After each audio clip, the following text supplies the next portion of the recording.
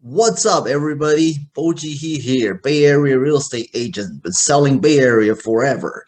Today, I want to take you guys to see another property in the East Bay Area and show you when it comes to home tour, what are some of the things that I look for, trying to discover or uncover rather any possible hidden issues or trying to verify that we're buying a good house, all that wonderful things.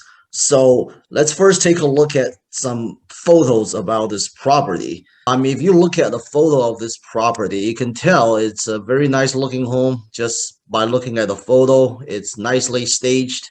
And of course, you can tell that not all of the appliances are brand spanking new, which is okay, you know. I mean, the photo is not going to show you if the property has any issues or things to watch out for. That's why physically going there is absolutely important. And so, without further, let's just, jump into the car and see you at the house. Here we are at this property right now. It is a pretty nice property from the outside, two-car garage. And let's just go inside real quick because it's kind of noisy out there. It's pretty much right off the main road. So there's going to be a lot of cars flying by.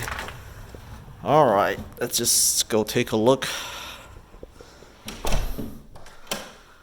Okay, so this property is unstaged.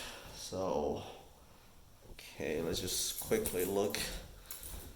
All right, this is the kitchen right here. And now I can tell these are recently painted. These are like an old cabinet. And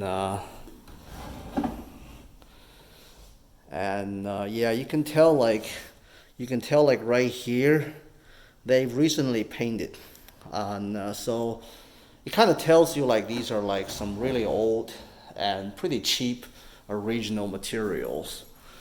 Not a big problem. It's just so you know. Now this part of the property is definitely an expansion. They've added it. They've added it this part. Okay. Now, one thing immediately that I notice is the steps. Now, this steps is not gonna be permitted. Like you see, like this step is so short, and this step is so much taller, so much longer. So if you look at it from this angle, this is a trip hazard, and yeah, this needs to be addressed. Otherwise, kids could fall, break their bones. That's potentially can be a dangerous place to be. Okay, so this property, this part is newly added afterwards because you can tell like this is the old part of the home. This is probably the original exterior wall. See, the ceiling is only this height, and this ceiling is much higher. And this ceiling is, yeah, they're not at the same height. So this part has definitely been added on later on. And let's see what is in here. Okay, that's the water heater. Okay.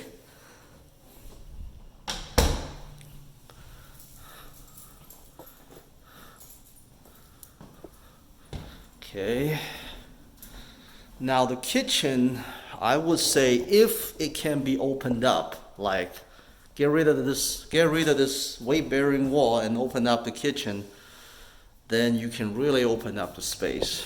But regardless, I mean, it's a small kitchen and with some expansion in the back. This looks all right. And so they've got one thing I've noticed. Okay, let's see. These are the bedrooms. Now, this obviously means that the windows is a little too high from the ground. It should be around 42 inches. The height of this is literally like touching my belly button, and I am 5'10", so I would say the windows should be like start from here. It's a little too high. So whoever buys this house wants to do remodeling, knowing that you're probably going to have to redo the windows too. And this part of the windows is a little too narrow.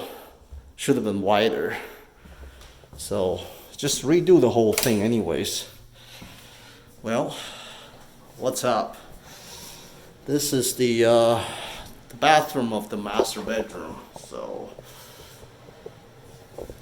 not much going on right here. So this takes you to the backyard. Let's see. Now the grate looks okay, looks good. And one thing I noticed is, you see the roof right here? This roof again looks pretty flat. It should have been more like arc. It should have been more going up. And at least this is today's requirement. The reason being is it helps facilitate the water to go out from the roof and doesn't stay on the roof. So this roof, like this angle, you can tell it's a little bit too flat. So that would need to be corrected. And yeah, let's see. That's the side. See, like in the other video, I talked about the stucco siding needs to have a little bit of space off the ground, and this is a perfect example. See that space right here? That's what we're talking about. So that means it's done well. And the other house that we saw, obviously, you can go back and watch that video. There is no space at all, so that is potentially a problem. See, all these are good. All these are looking good. So this house, obviously, the jacuzzi right here. So most likely this is a sub panel. This sub panel is to power the jacuzzi, because I saw the main panel. I saw the main panel on the other side of the house. So that's really, the door's a little bit harder to close, which is okay. Okay.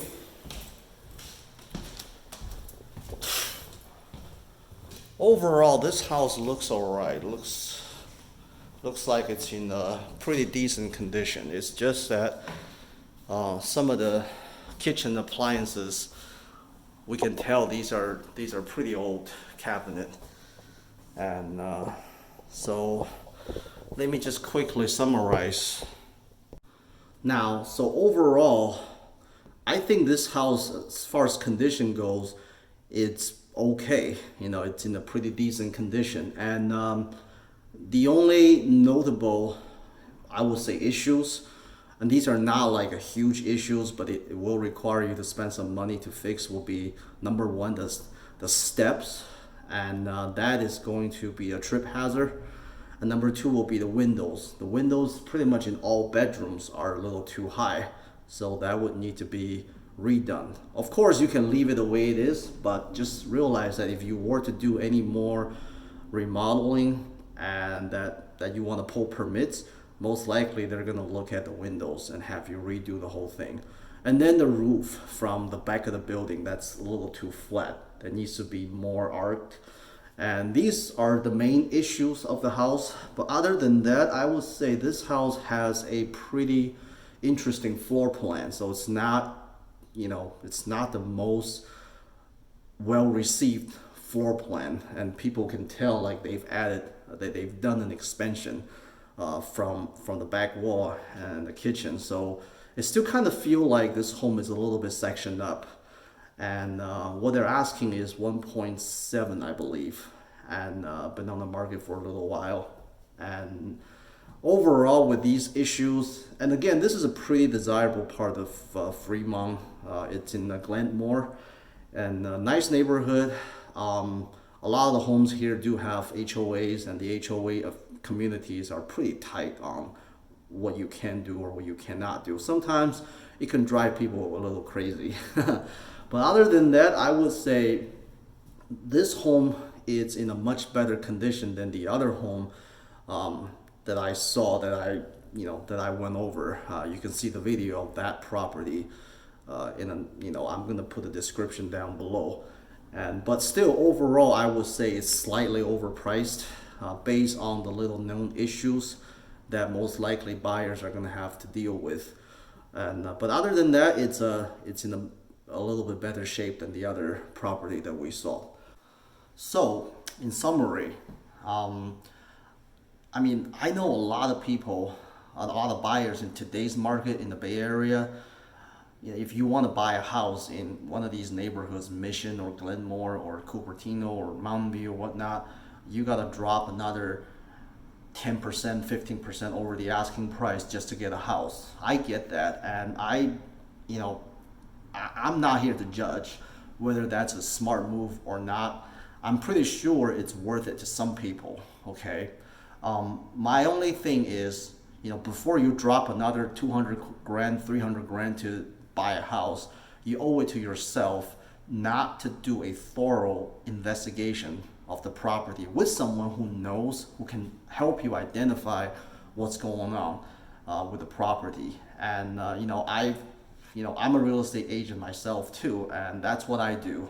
Helping buyers and sellers, and especially with product knowledge, and really help you identify what's really going on with the property so that you make the best decisions. Whether the decision is to increase your offers by another 10-15% or walk away, it's all good. It's going to be all good decisions and educated decisions, and that's really what you should be doing in today's market.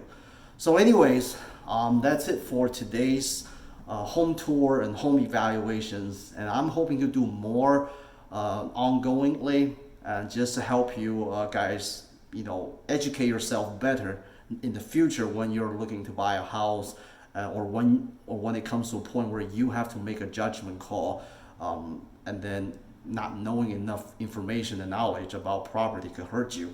So I'm definitely going to start making more videos about how to identify issues or hidden issues with property. So if you guys like this series, like and subscribe, and I'll have more videos out there. All right, I'll talk to you guys next time.